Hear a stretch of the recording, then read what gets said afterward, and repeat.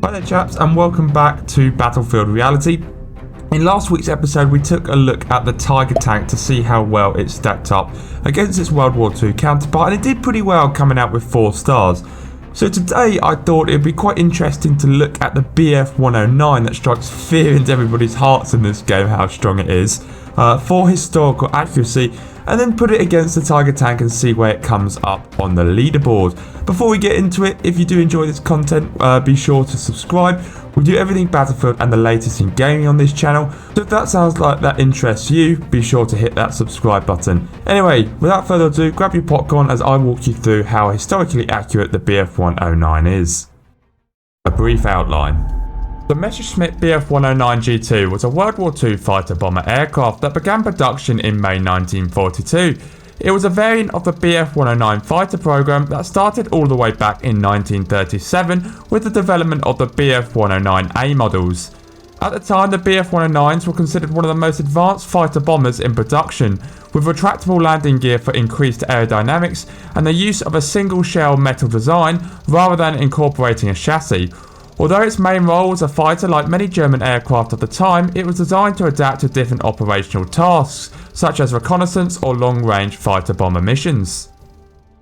Weaponry. The BF1-09 G2 variant came equipped with two 7.92mm MG17 machine guns. However, interestingly, these were in fact replaced with 13mm MG131 machine guns from G5 models onwards. Hence why in Battlefield 5 the G2 and G6 models come with LMG and HMG descriptions respectively. The BF1-09 was designed with low weight and drag in mind, and this was reflected in how the weaponry was carried. The guns were mounted within the whole of the plane, firing over the top of the engine and through the propeller arc, thus to reduce drag. Firing through the propeller was achieved through a synchronization gear that was essentially a large wooden disc attached to the propeller of the plane that actively triggered the release of each shot when the pilot chose to fire. In addition, the large majority of G2s were fitted with a single MG151 20mm cannon in the nose of the plane. Although all BF1-09 G2s came with the above as standard, due to the emphasis placed on the aircraft to perform a number of different functions, including fighter, bomber and reconnaissance tasks, various subdivisions of the aircraft were created. Each subdivision was equipped with specialised ordnance to complete specific functions. As standard, a large proportion of BF1-09 G2s came equipped with a single 250kg bomb.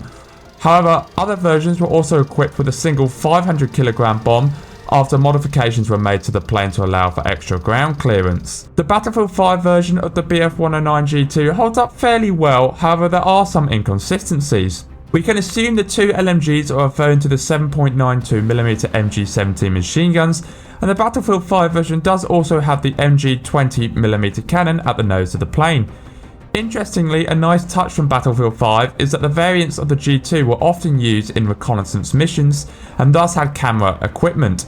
The Battlefield 5 BF1-09 G2 does in fact come with flares as standard, a direct shout out most likely to the BF1-09 G2 recon fighter. Where the game begins to stray away from reality is when it comes to ordnance. The G2 variants, if they were to carry a bomb, commonly carried a single 250kg bomb.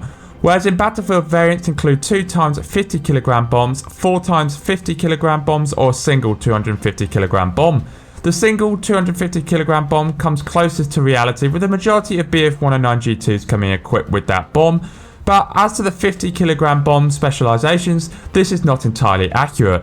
Overall then, aesthetically, the Battlefield 5 plane holds up fairly well with the correct gun and weapon placements. However, it does begin to blur the lines when it comes to lethal equipment carried between different versions of the BF1-09s, not staying completely true to the BF1 G2 model specifically. Armour. The BF1-09, despite its low weight philosophy, was well equipped to deal with incoming attacks. Firstly, it had an inverted engine, meaning the vulnerable crankshaft was located at the top of the engine and thus top of the plane, meaning it was harder to shoot down the BF1-09 from below. In addition, the pilot was protected by a 10mm thick armour plate from behind, whilst the fuel tank also had an 8mm thick armour plate placed at the rear. This tactical placement of armour meant that it became hard to shoot down the BF1-09, especially from behind, with it being the case that many Spitfires of the time were modified to carry Hispano 20mm cannons under each wing, so they could effectively penetrate the fuel tanks of the BF1-09s along with other German aircraft. When it comes to Battlefield 5, the BF1-09G2, although it may be hard to hit due to its high speed, it doesn't have a particularly high health pool, which for me translates into armour. In this case then, I think the plane is portrayed fairly poorly, not accurately representing the true strength of the BF109's tactical armour placement. Occupancy. The G2 was a single-seat aircraft and was fairly easy to use once in the air. Eric Hartmann, the world's top-scoring fighter ace pilot shooting down 352 Allied aircraft who flew exclusively in BF109G models, had this to say about them. It was manoeuvrable and it was easy to handle. It speeded up very fast if you dived a little, and in the aerobatics manoeuvre you could spin with the 109 and go very easy out of the spin. The only problems occurred during takeoff. It had a strong engine and a small narrow tread undercarriage. If you took off too fast it would turn 90 degrees away. We lost a lot of pilots in takeoff.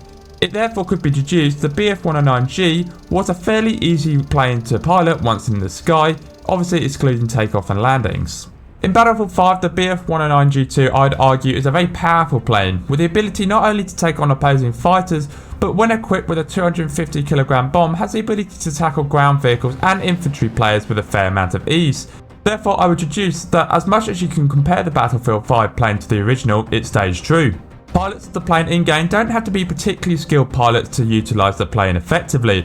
Although I won't make the argument that the plane has no skill curve, as obviously the BF109G2 can perform better with a more skilled pilot in the cockpit, but simply to get the basics down it's a good plane to start with.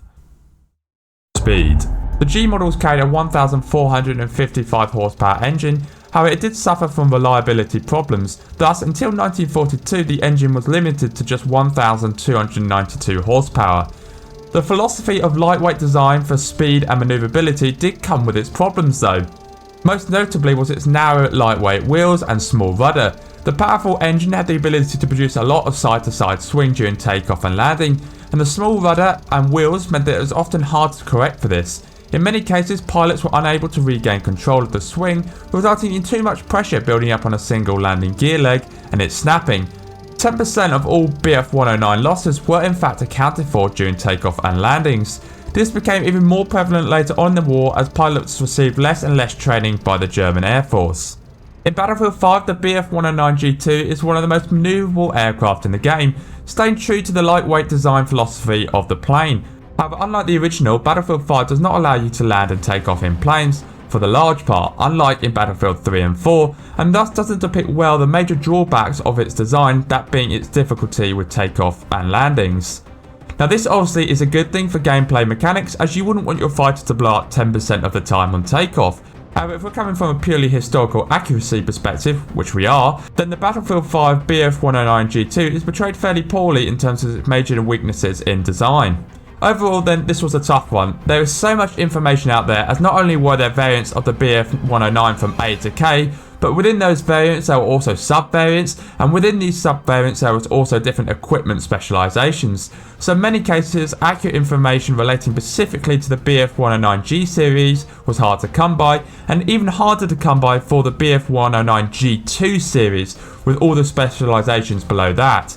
Having said that, I'm going to give the BF109G2 in Battlefield 5 a 3-star rating for historical accuracy. The reason I give this is I think the Battlefield 5 version doesn't hold up particularly well when it comes to ordnance, carrying those 50kg bombs that were actually not prevalent in the original. In addition, although I know it's hard to portray in game, I don't think the Battlefield 5 version portrays particularly well how strong the armour was on the plane in key locations, and the main drawbacks of the plane, that being its high crash rate on takeoff and landings. Where the Battlefield 5 version does shine for historical accuracy is in its speed and manoeuvrability, along with accurately portraying the G2's base weapons, that being the 20mm single cannon and the dual MG machine guns. I also thought the flare was a nice touch. If you did enjoy, be sure to hit that subscribe button. It really does help a small channel like myself, and I do appreciate it. If you are interested in more Battlefield content, on the left is a theory pointing towards Battlefield 6 in Vietnam, and on the right is the Tiger episode prior to this. Thanks for watching, as always, have a great day and peace out.